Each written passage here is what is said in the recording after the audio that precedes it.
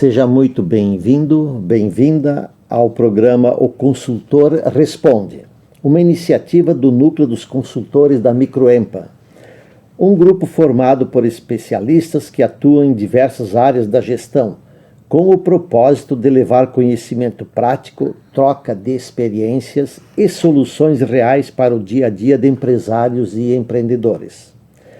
Toda semana você confere aqui conversas com consultores convidados sobre temas que impactam diretamente os pequenos negócios. Meu nome é Ademar Galelli e hoje vamos falar sobre a NR1 e saúde mental no ambiente de trabalho. Me acompanham aqui Mirela, meu nome é Mirela, trabalho com desenvolvimento de pessoas, palestras e treinamentos. Também faço parte do núcleo de consultores da Microempa. E a Silvana.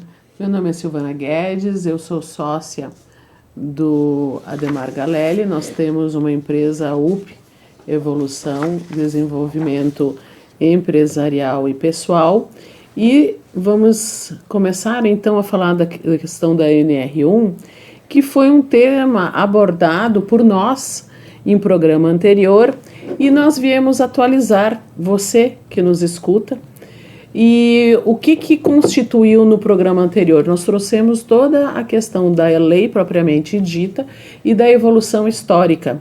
E neste momento, diante da implementação que estava prevista para maio deste ano e que foi uma solicitação, inclusive, dos empresários que se desse um tempo para que se acompanhasse toda a demanda dessa lei, nós aqui então estamos para trazer novos prismas, novos olhares para você que tem a sua empresa e que vai fazer então, vamos dizer assim, o dever de casa. Eu vou passar a palavra para a Mirela, que vai trazer aqui para você neste momento quais são os fatores importantes para você, quando chegar a questão de apresentar alguma coisa em que a lei vai ser implementada propriamente dita, você já tem pelo menos a orientação básica através aqui de nós três. Isso mesmo, Silvana e Galelli. Então, lembrando, existe aí um programa de gerenciamento de riscos nas empresas que já avalia riscos ligados ao próprio ambiente de trabalho, a questão de ergonomia.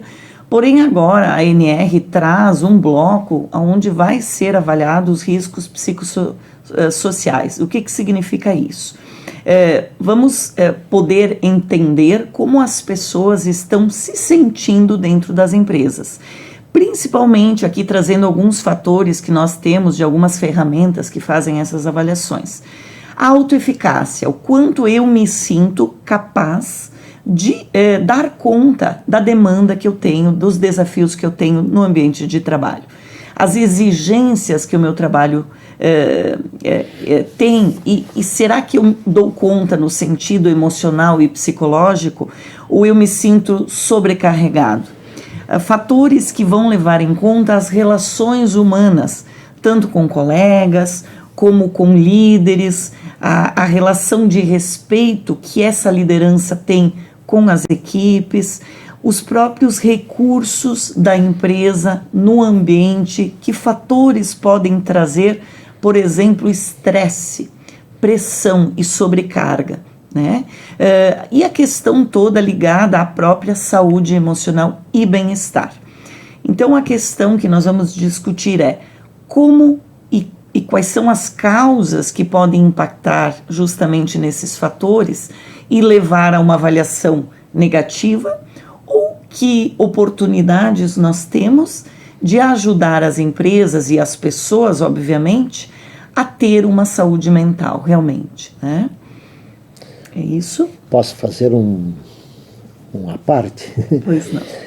Nós sabemos que a NR1 causou um certo estresse no meio empresarial, porque havia essa pressão e ninguém sabia muito direito o que estava por acontecer. Com esse adiamento, aparentemente surge um alívio, ufa, mas nós temos um recado para dar. esse alívio não é para se pensar assim, eu posterguei o meu sofrimento para o ano que vem. Não é nesse sentido. O que é importante, nós vamos tratar aqui e em programas futuros, como a empresa pode se preparar para que isso não seja mais um motivo de estresse dentro da organização. Né? Exatamente, a norma vem para aliviar, para eliminar o estresse. E não podemos deixar que a norma seja um fator de estresse. Então, a ideia de que eu tenho um ano de folga e depois eu vou me preocupar e vou me estressar no ano que vem, não é uma boa medida. Por isso que é muito importante nós discutirmos aqui como se preparar para criar o ambiente, né, de uma maneira que a norma depois ela vai até ajudar a empresa a se, digamos assim, a se estruturar e a se balizar, né, com relação a esses quesitos. Eu acredito que seria interessante nós abordarmos as questões geracionais, porque tudo tem a ver com pessoas dentro das organizações. Isso mesmo, nós temos aí um senso comum, né, e que vem sendo trabalhado ao longo do tempo nas empresas, que são questões de comunicação, de relacionamento, né, o papel profissional de cada um, a clareza com que as informações são repassadas. Mas existe um fator um pouquinho mais atual, porém ele está há um tempo ainda dentro das empresas, que é o fato de que hoje nós temos trabalhando juntas pessoas de até 4 ou 5 gerações, né? Então nós temos aí dos 16, 18 anos a pessoas que passaram dos seus 60 anos e continuam ativas no mercado de trabalho. Isso seria um fator que pode ocasionar problemas de saúde mental? Então vamos pensar o seguinte, o que vai trazer de conflito possível quando eu tenho pessoas de diferentes idades trabalhando juntas, né? Então a gente tem, por exemplo, choque de valores, né? Os valores das pessoas que têm lá seus 50, 60 anos são um pouco diferentes dos valores dos jovens de hoje, né? Que vem ali saindo hoje da adolescência, entrando na juventude. O próprio estereótipo que existe, né? Que nós ouvimos assim, velho não quer mudar, não sabe usar tecnologia, esse jovem é descomprometido, não fica nas empresas. Então são termos que nós utilizamos e que se nós formos pensar nestas pessoas que ouvem isso, pode ser um fator estressante e excludente, né? Porque se eu estou dentro de uma empresa, eu tenho 50 e poucos anos e escuto os jovens trazer uma conotação do tipo, a Mirella já não serve para essa empresa, a Mirella não vai aprender porque ela tem 50 anos, isso pode gerar, dependendo da minha maturidade, do meu nível de autoconhecimento, um fator que me causa estresse, né?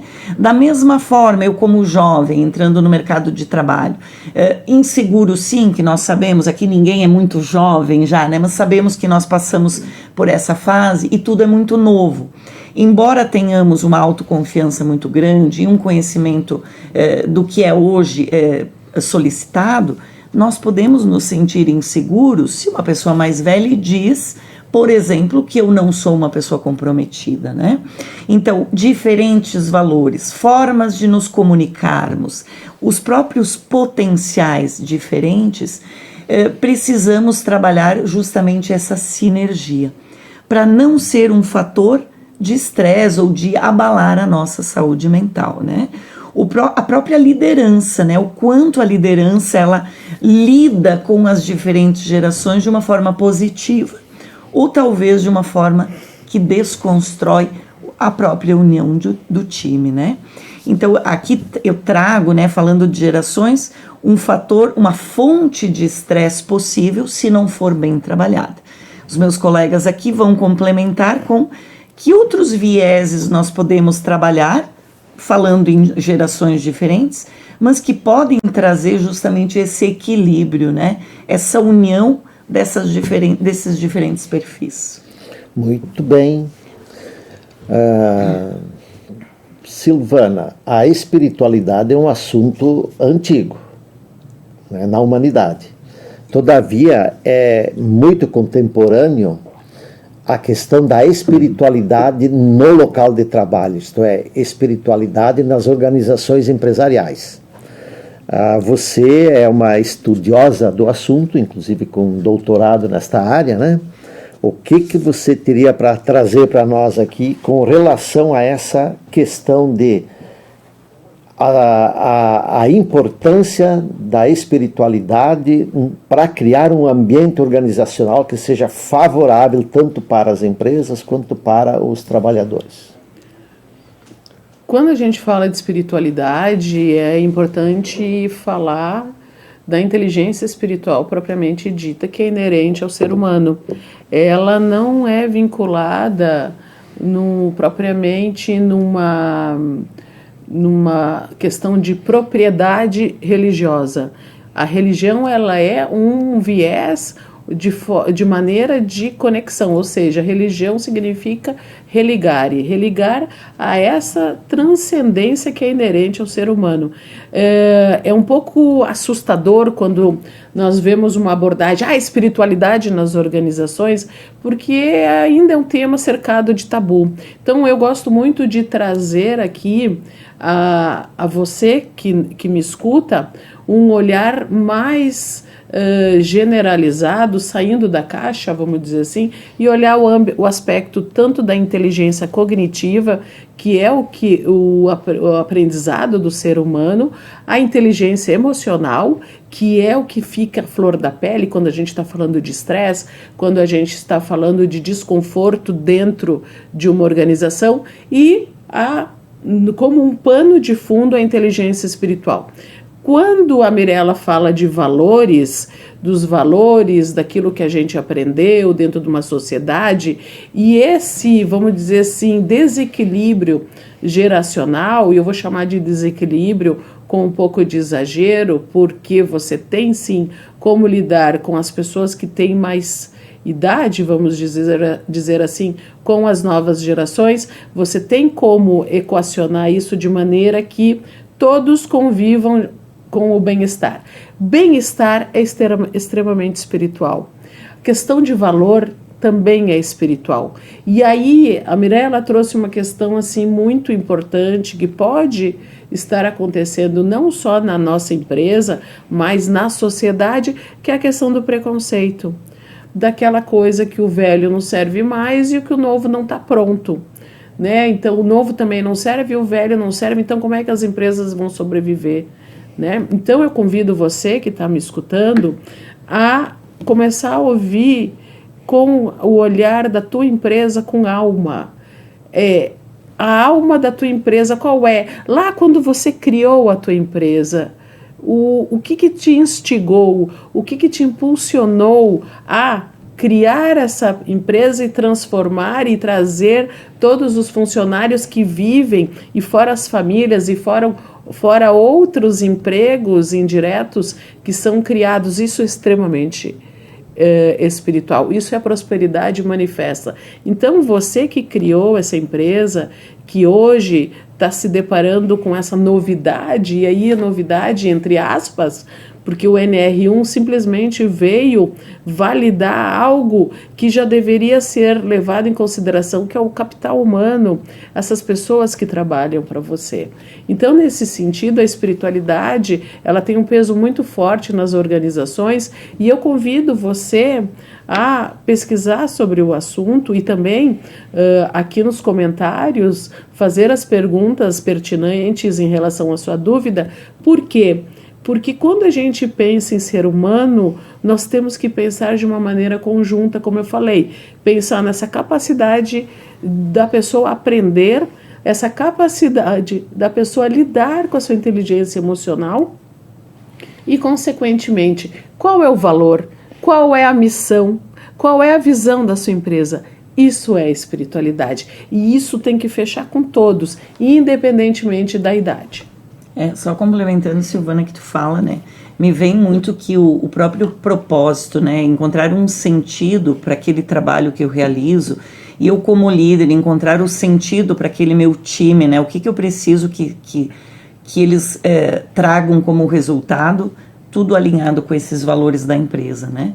Então, como nós trazemos esse propósito, essa espiritualidade, essa visão? Então, é por isso que a saúde, ela deveria ser, né, base, independentemente de lei, né? Então, acho que é por aí mesmo que a gente tem que observar como eu começo a olhar para a minha empresa e para as pessoas que nela habitam e entender que são seres humanos, né? Acho que começa pelo próprio autoconhecimento, né? Acho que é um fator muito importante. E nesse sentido também, a gente pensando no aspecto geracional, como que você vai motivar esse jovem que a gente percebe muito nas perguntas dos empresários para nós, assim, como que eu vou estimular que haja um comprometimento, que esse jovem, quando entra na minha empresa, ele vai pensar longo prazo, né? E eu aqui então, né, apresento para vocês uma pessoa que sabe bastante sobre o assunto, que é o Ademar Galelli, que vai falar aqui sobre essa questão motivacional. Muito bem. Com a manifestação da Mirella e da Silvana, nós entendemos imediatamente que a questão motivação no local de trabalho é muito importante. E o que elas colocaram visa aumentar a probabilidade de que as pessoas sejam motivadas, porque pessoa desmotivada não vai trabalhar bem, comete erros, se sente infeliz, né? Frustrada e tudo que é de ruim que a gente imagina. Então, é um papel da empresa e dos gestores providenciar esse ambiente que a pessoa se sinta motivada. Mas aí vem uma baita pergunta de prova, né? As duas já foram minhas alunas, então posso fazer a provinha aqui. O que é motivação? Então, o programa de hoje não permite nós nos estendermos muito, mas existem muitas teorias sobre a motivação, né? E é bom que os gestores se apoiem nelas. Ninguém está autorizado a dizer, não, esses caras pesquisaram aí durante 30, 50, 80 anos, agora deixa comigo que eu sei o que é motivação e eu sei como motivar meus funcionários. Não é uma boa ideia. Então, as teorias de motivação estão para ajudar a entendermos, né, o que realmente motiva as pessoas. E certamente isto trará muitas surpresas para as pessoas que lidam com isso. Quer motivar seus funcionários? Vamos estudar um pouquinho. Nós sempre iniciamos assim outros bate-papos ou aulas ou algumas reuniões com a seguinte pergunta: quem é que sai de casa pensando em fazer um trabalho mal feito? Pensa assim, não, hoje eu vou caprichar no sentido de dizer o que é certo, o que é errado e eu vou fazer o errado. Então, nós sabemos que ninguém toma essa decisão. Todavia, erros acontecem, nós estamos rodeados por problemas, por estresse, por coisas mal feitas, um fazendo para os outros no trânsito, ou no local de trabalho, ou na vizinhança. Né? E por que isso tudo acontece? Porque nós não nos preocupamos e não nos ocupamos em estabelecer um sistema que faça com que as coisas sejam bem feitas. E principalmente levando em conta o ser humano. O ser humano saiu de casa para fazer um bom trabalho. E se ele consegue fazer isso, ele vai voltar para casa feliz da vida, mesmo que tenha outros estresses infernizando a vida dele, ele vai se sentir melhor, porque a maior parte do tempo que ele passou do dia lá no local de trabalho, ele foi respeitado, ele teve a chance de trabalhar bem, foi compreendido, pôde externar seus medos, as suas necessidades. Ele foi tratado como um ser humano, como vocês colocaram aqui. Então, essa questão de espiritualidade, de tratar as diferentes gerações e tratar o ser humano de uma forma adequada, ela é fundamental para que as empresas tenham sucesso. Porque, no fundo, o que importa é a performance das pessoas individuais, da equipe, do seu departamento, da sua unidade e da empresa como um todo. E isso é bom para a sociedade, né? Exatamente. A sociedade se beneficia com coisas bem feitas e não com refúgio, desperdício e coisas mal feitas. É isso aí, ótimo, galera. E até me vem um pouco essa questão que a gente fala, baseado em autoconhecimento, tu consegue se dar conta que o que tu quer para ti, tu poderia fazer para o outro, né? O que tu não quer para ti, a forma como tu não quer ser tratado, supostamente não deveríamos fazer para o outro. Voltando ao tema multigerações, eu finalizo falando o seguinte: trocarmos o julgamento, né, eu julgo essa outra geração que é diferente da minha, pela curiosidade em aprender. Que aí entra a questão que também é um tema muito falado, o quanto é importante a cultura da empresa ser uma empresa que aprende, né? Aprende, inclusive, que a importância da espiritualidade, aprende sobre o que é respeitar realmente o ser humano. Então, esse aprendizado precisa estar em todos os níveis da organização. É uma pena termos que ter leis para exigir de nós, né? Aquilo que é básico, né? Então, acredito que possa ser por aí também como nós, consultores, podemos ajudar as empresas a perceber que é preciso reaprender, né, Galélia e Silvana? Eu talvez desaprender formas de gerenciar, de interagir, para reaprender de outro jeito, com base, né, no respeito humano. Teu último recado, então, Silvana. Então, nessa questão do aprendizado, essa oportunidade de aprendizagem, essa questão da promoção até no cafezinho.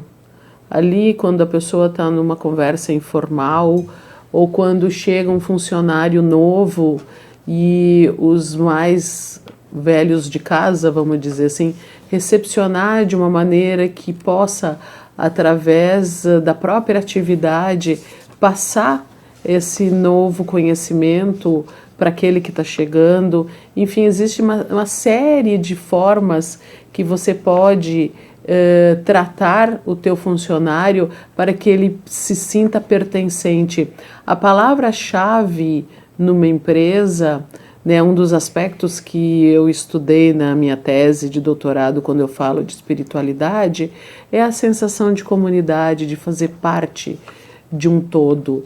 E essa questão de você casar a missão com a visão da empresa, no momento de admitir um novo funcionário, é fundamental, porque daí realmente pode ficar claro o papel de cada um e isso pode migrar para essa demanda tão grande que você, empresário, tem, que é manter o teu funcionário na tua empresa, tendo o compromisso. Eu me despeço, então, dizendo, né, que sou a Silvana Guedes. Nós, o Galeli e eu, temos a empresa, como eu mencionei. Nosso site é upevolucal.com.br. O UP você escreve WHOOP, Evolucal, que daí é de evolução.com.br. Foi uma honra enorme estar aqui com vocês neste momento e em breve nós retornaremos. Vou deixar também o meu site aqui, né, mirelaverde.com.br. Lá você tem acesso ao meu trabalho e também às mídias sociais. Muito obrigada. E então, nos despedindo, dizemos que esse foi mais um episódio de O Consultor Responde, programa do Núcleo dos Consultores da Microempa. Esperamos que esse conteúdo tenha gerado boas reflexões e insights para aplicar na sua empresa. Se você gostou, compartilhe com outros empreendedores e acompanhe os próximos episódios no nosso canal. E se ficou com alguma dúvida ou quiser sugerir temas para os próximos programas, é só deixar nos comentários ou mandar um direct pelo Instagram do Núcleo, @Núcleo de Consultores. Nos vemos em breve. Até lá.